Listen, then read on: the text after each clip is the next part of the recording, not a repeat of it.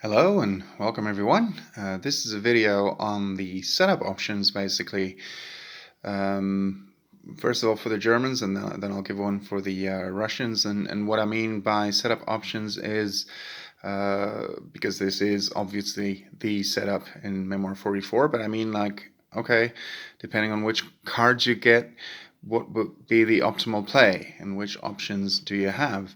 Well, so first of all, for the Germans on the right board, they have 9 units in total and the Russians have 10, but some of them are completely at the back and it will take quite a few turns for them to make it all the way up to the front line.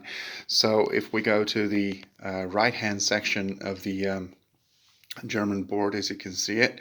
Obviously, if you had an opposing player sitting on the other side, it would actually be their left, but let's just now, for now, discuss it the way you actually see the board. So this unit obviously does not have much of a chance. It could retreat, but it will be very difficult to cross the river. In other words, it's impossible to cross the river, so the only way to escape is by going that way.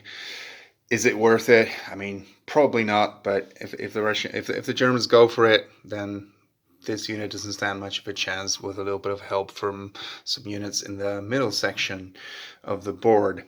The artillery is, of course, a bit more dangerous, but so what the Germans would probably like to play in the first turn, should they have it, is, now I forgot what it's called, but I think it's called the Recon Enforce card. The one that allows you to order 2 units in each section. That would be really great for them. They would be able to overwhelm this unit probably. They would be able to neutralize the threat here, even though in the center of the board it's of course a much more even fight. And on this side of the board they should be able to deal with these 2 Russian units as well, between these 3 German units.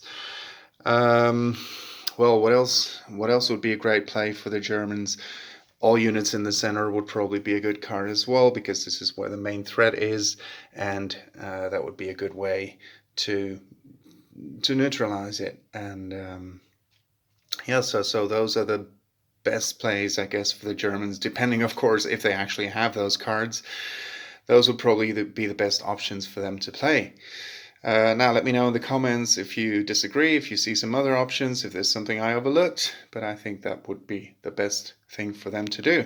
Thank you for watching, and the next video will be on the Russian options.